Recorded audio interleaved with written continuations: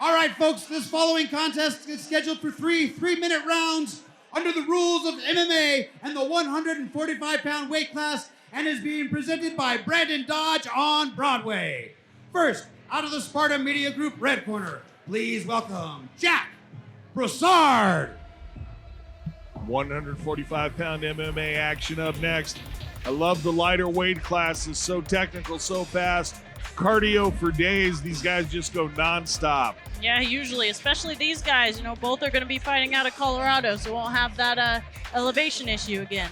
Jacque Broussard, though, coming out of Trials MMA. He's going to be 24 years old, coming in at 1-0. Ryan the Lion Schultz, primary trainer there at Trials MMA. A lot of experience in that gym. The proverbial room full of killers every day.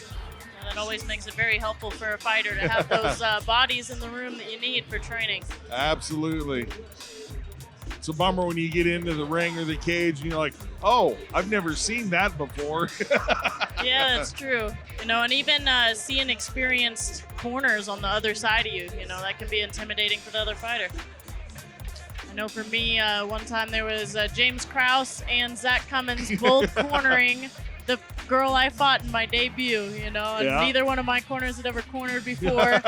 And I was just like, oh my, you know, these two pro fighters, UFC fighters cornering her, she must be pretty good. I remember stepping into a Muay Thai fight and looking across, and my opponent's corner was Dwayne Ludwig, coach of the year. I thought, well, I wonder how this is going to go for me. How did it go? Not well. Still an experience, It was fun. Yeah, fun. We'll go with that. There you go. The cheetah pants going on. And his opponent, fighting out of the Fowler Jeep of Boulder blue corner, please welcome Mario Texidor. All right, Mario Texidor, this guy fighting out of Bindel Karate in Pueblo, Colorado. And he is, go ahead. See him on the tape here. Broussard, a little younger at 24 versus Texidor's 29 years old. And Broussard also a little bit taller and has an experience advantage by the fact that he has been in the cage at least once before with freestyle versus MMA.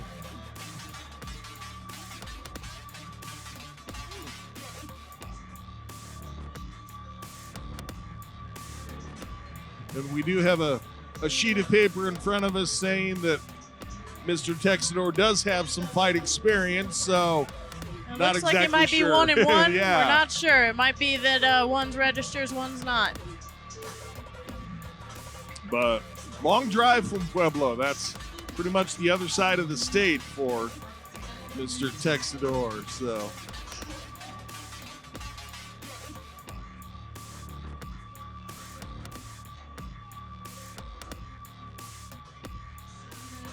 And wearing the leopard print trunks. That was not a sentence I knew I was going to say when I woke up this morning. Yeah, I pointed that out as he walked in. I was a brave move.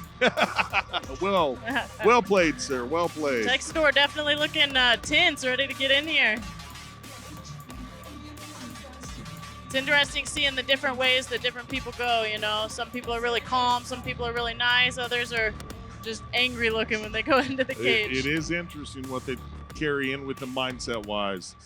This 145-pound MMA bout is scheduled for three-minute rounds. First, fighting out of the Sparta Media Group red corner. He represents Trials MMA and fighting out of Fort Collins, Colorado. Please welcome Jacque Broussard. And his opponent. He fights out of the Fowler Jeep of Boulder blue corner. He represents Bindel Karate. Fighting out of Pueblo, Colorado, please welcome Mario Texidor. And Texidor pumping himself up there. What they came to see. If you want to touch them up, do it now. Good luck, man. Expect to listen to my rules at all times. Separate. Let's go. All right, good touch of gloves there. 145-pound weight class, and both these guys looking energized and ready to go. Good. Set. Fight. Let's get it on. All right, good touch of gloves. Oh, Nice teep. It was a little bit low there. Texidor on the defense right away. Boy, nice knee.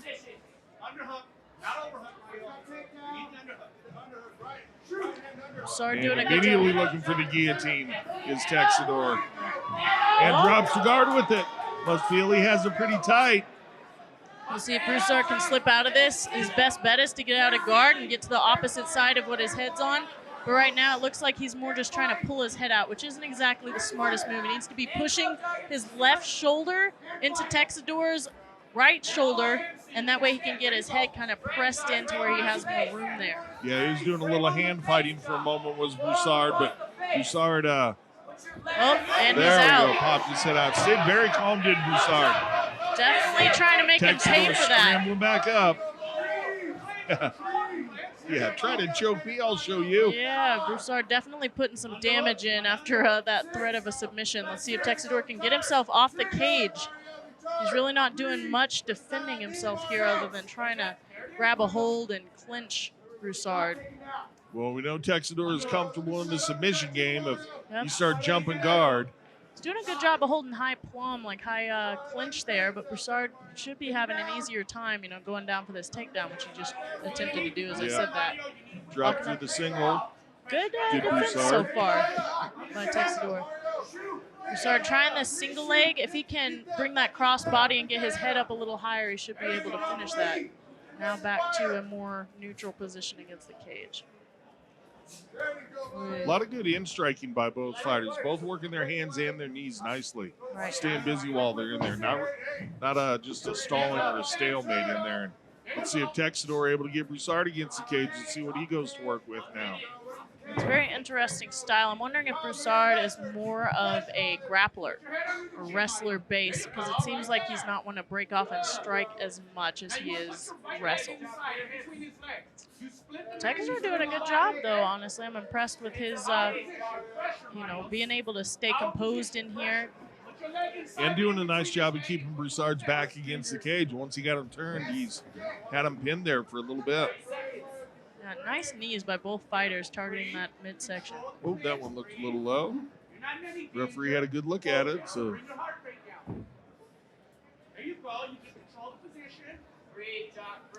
All right, Broussard could use this underhook a little bit better and move his butt out towards the side of his underhook. He would have been able to spin Texidor against the cage there. Working the plum, trying to pull the head down, and both guys just working to stay busy. They've heard the 10-second clacker. And nice work. I got to say that was a pretty even round. You Yeah. don't know how much the judges are going to take into account that guillotine attempt versus the flurry of punches from Broussard on that after that submission attempt. I'd say it was pretty even. agreed. And checking it out on the replay here, right as Broussard popped his head out, immediately went to work with the ground and pound. But Texidor, good job scrambling back to his feet. Yes. Good job with that guillotine attempt. He felt it. I do wonder if he just let go from fatigue and didn't want to get tired in case he didn't get it. Well, like I said about the Trials MMA gym, so many good wrestlers out of that gym. Being stuck in a guillotine is something Broussard sees about 100 times a day. Yeah, I'm sure it is. And Texidor did have his head against the cage. That never helps with the leverage of being able to get somebody submitted.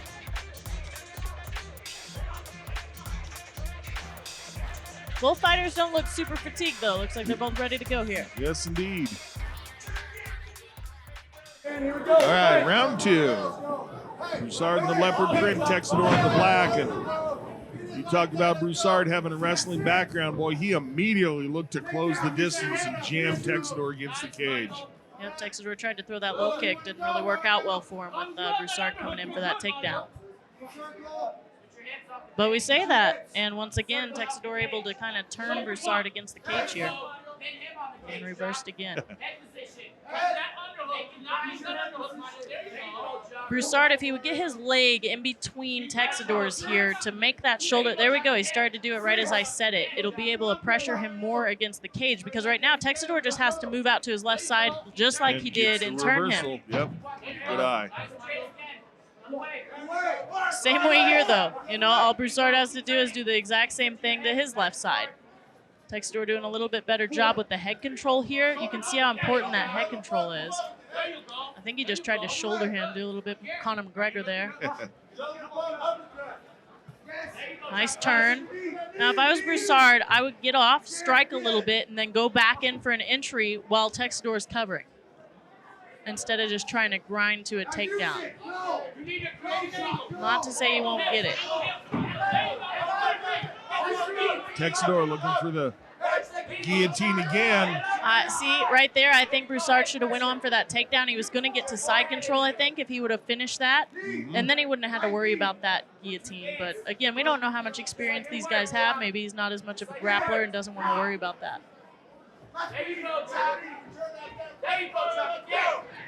Very grappler-heavy fight here. I was just going to say, and a lot of specialized infighting. I mean, for as much as it seems though these guys are pushing each other against the cage, there's a lot of hand fighting, a lot of positioning going on as far as where their head and their shoulders are, digging for underhooks, utilizing the overhooks.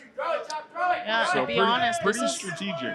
This is where you need work, you know. Even for me at my level, this is where people are weak at. So getting this work this early in their careers is really an amazing thing. Pull that leg, Jacque. Pull that leg down.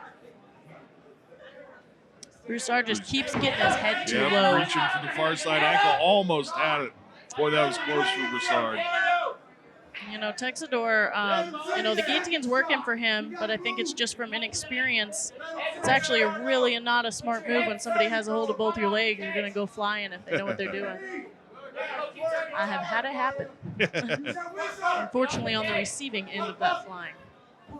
And there's the separation and striking that you called for, except it came from Texidor, not Broussard.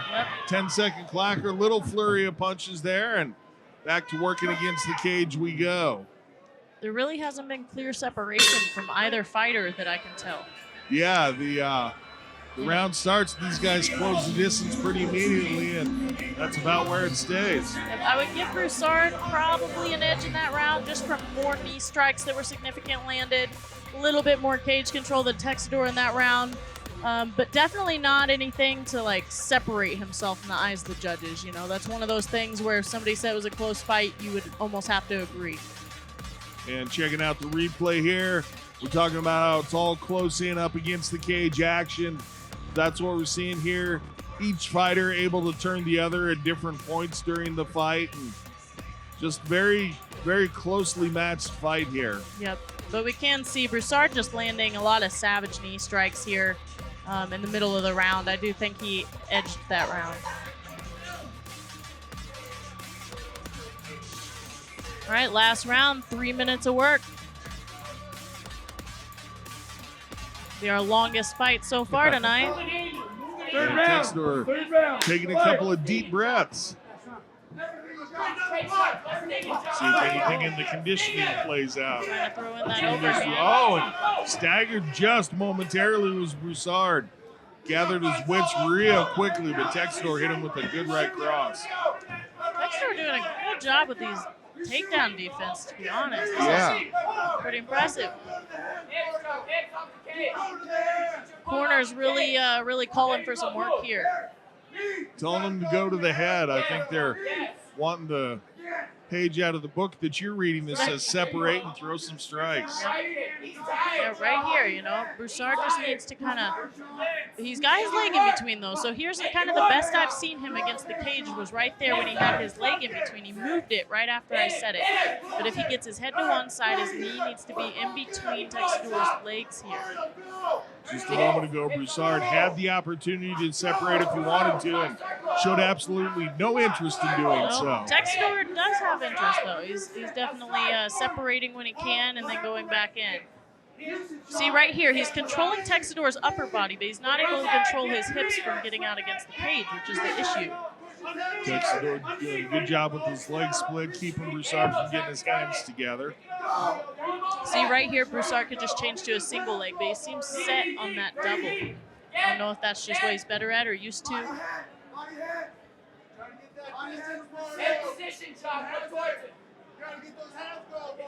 Both corners calling for strikes. Please, please. Yeah, Yeah, they just need that clear separation, you know. And I do think, from what we've seen so far, Broussard might have the advantage striking too, but I don't know. He's always running in as he's throwing. Right. I can tell Texidor kind of wanted to strike earlier, you know, throwing some kicks, throwing some more technical stuff. Oh, good pummel there. Oh, nice kick. That came up right under the chin of Texidor.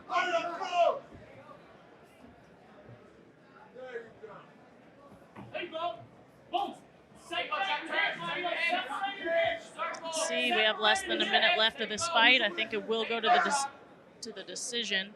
Yeah, Texidor's corner was just screaming, separate and hit.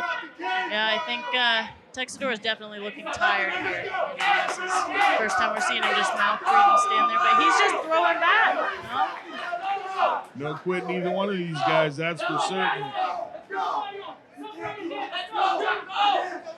There's this much time left. You just gotta buckle down and just throw what you can. So much time in the gym spent training for this last 15 seconds. Oh, Somebody's mouthpiece is out. I think it's Broussard's, but the ref is not stopping. You can't stop it in the middle of this kind of, scramble. Yeah, here. both of them flurrying a little bit. All right. Nice Well, job. we're going to take it to the judges, see what they have to say about that.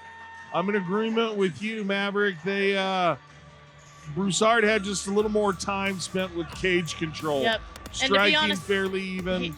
They don't understand this matters, you know. Like Right. it took me a while in my fight career to understand that right after the fight, you can't look tired, you can't sit on the ground.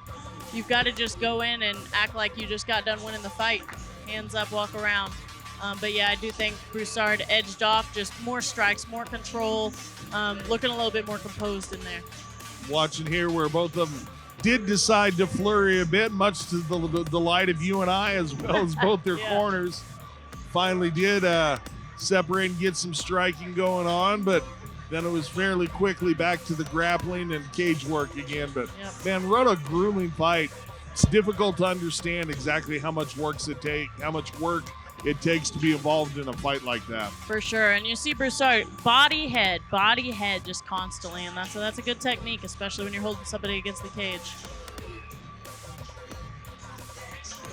And Woody has the judges' scorecard, so we'll take it up and let him let us know who the winner is.